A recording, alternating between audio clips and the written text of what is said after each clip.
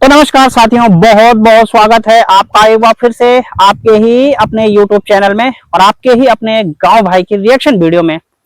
आज आप देख रहे होंगे जगह भी बिल्कुल यूनिक है।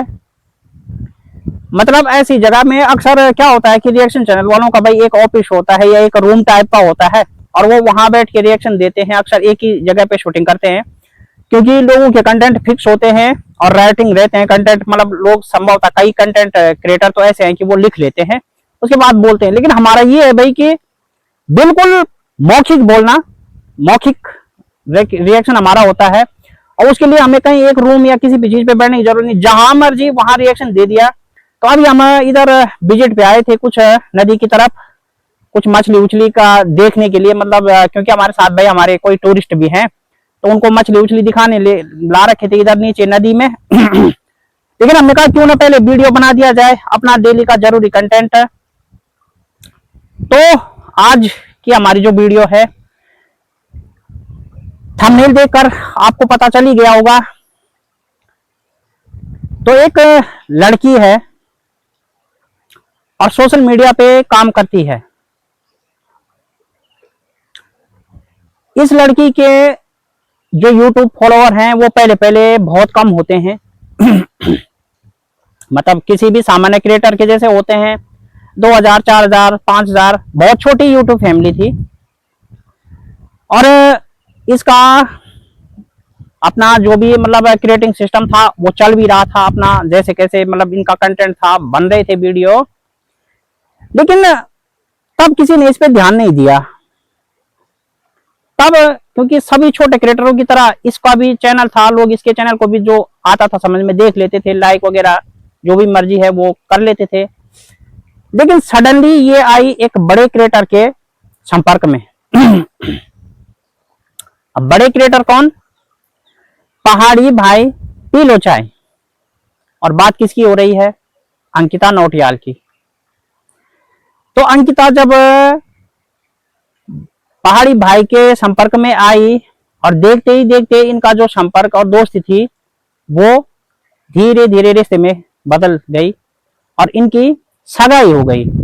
अब जैसे ही इनका रिश्ता आगे बढ़ा, इनकी सगाई हुई, तो इनके YouTube चैनल में भी बहुत बड़ी क्रांति आई।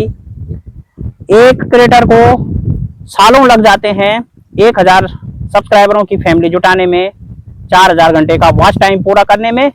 लेकिन अंकिता का चैनल तूफान की गति से आगे बढ़ा और आज देखते ही देखते उसकी तकरीबन 42,000 की फैमिली होने वाली है। मतलब थोड़ा दूर है वो, हम कहें कि अगर 1 इंच दूर है या ऐसे उसको हिसाब से कहें तो ज्यादा गलत नहीं है।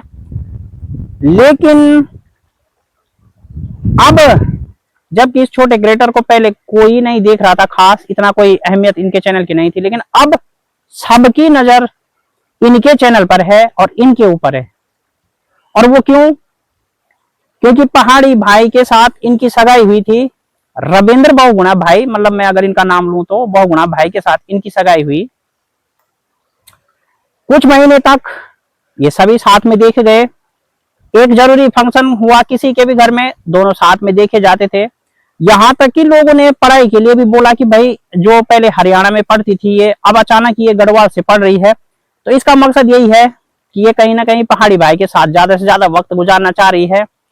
और होता भी है। लड़की अभी बिल्कुल कच्ची उम्र की थी और पहले पहले जो एक्साइटमेंट होती है वो यकीनन ऐसी होती है कि कोई लाख भी समझाए लेकिन आदमी के समझ में आता नहीं है। तो वही एक्साइटमेंट जो था वो अंकिता पे भी देखी गई और सडनली उसने ये फैसला किया कि वो जो है अब गांव से ही पढ़ाई करेगी, मतलब गढ़वाल से ही पढ़ाई करेगी। अब होता क्या है कि कुछ समय बीत गया, आपको तो पता ही होगा, और सगाई से शादी तक की ये बात थी कि भाई पहले इसकी पढ़ाई पूरी हो जाए उसके बाद शादी करेंगे। लेकिन हमारे गढ़वाल में और हमारे समाज में बुजुर्ग कहते हैं कि यदि आपकी सगाई हो जाए तो रुकना नहीं चाहिए। वो कहते हैं कि भाई चट मंगनी और फट ब्याह। तो अगर चट मंगनी और फट ब्याह हो गया तो ही आपका अच्छा रहने की संभावना होती है। अदरवाइज क्या होता है कि रिश्ते में गड़बड़ी पैदा होने की संभावनाएं रहती है। और जैसी अटकलें आजकल फिर से पहाड़ी भाई और अंकिता के रिश्ते में लग रही है। तो एक लड़की जिसने पहाड़ी भाई के संपर्क में आके अपना चैनल इतना आगे बढ़ाया और इतनी वायरल इनकी दोस्ती और इनका रिश्ता हुआ था, क्या वो लड़की अब धोखा दे रही है पहाड़ी भाई को? क्या पहाड़ी भाई अब उस लड़की के लिए परेशान है? और क्या ऐसा हो गया है कि वो अब पहाड़ी भाई के किसी भी फंक्शन में नहीं दिख रही है? और कहीं ना कहीं ऑडियंस को ये लग रहा है कि अंकिता अब जो है पहाड़ी भाई से दूरी बना रही है। क्यों बना रही है ऑडियंस समझ नहीं पा रही है। क्या अंकिता को कॉलेज में कोई नया दोस्त मिल गया है जिसने अंकिता का दिल जीत लिया है, या फिर पहाड़ी भाई की दोस्ती अब पुरानी हो गई है और उनको पहाड़ी भाई के साथ दोस्ती में बोरियत आने लगी है, इरिटेट होने लगे हैं? क्या है इसका सच? पब्लिक ये जानना चाहती है। पब्लिक कमेंट सेक्शन में कह रही है पहाड़ी भाई के लिए कि भाई अंकिता ने क्या किया, आप बताते क्यों नहीं? अच्छा भाई, बहुत से चैनल वाले भी बोल रहे हैं, कमेंट सेक्शन में भी बोल रहे हैं कि आप पहले ही नतीजे पे पहुंच जाते हो। हमने कहा था कि हमारा चैनल है और रिएक्शन चैनल वाले देखिए बाल की खाल निकाल देते हैं भाई। अभी हम इस मामले में बाल की खाल नहीं निकालेंगे, मेरा गला थोड़ा आज मेरा साथ नहीं दे रहा है। अभी हम इस चीज पे बाल की खाल नहीं निकालेंगे, लेकिन हाँ जरूरत पड़ी और धीरे धीरे चीजें क्लियर हुई तो यकीनन हम एक बहुत तकड़ा रिएक्शन इस पे देंगे और इतना जबरदस्त रिएक्शन होगा कि जो भी इस रिएक्शन को देखेगा सुनेगा यकीनन उसकी नींद उड़ने वाली है।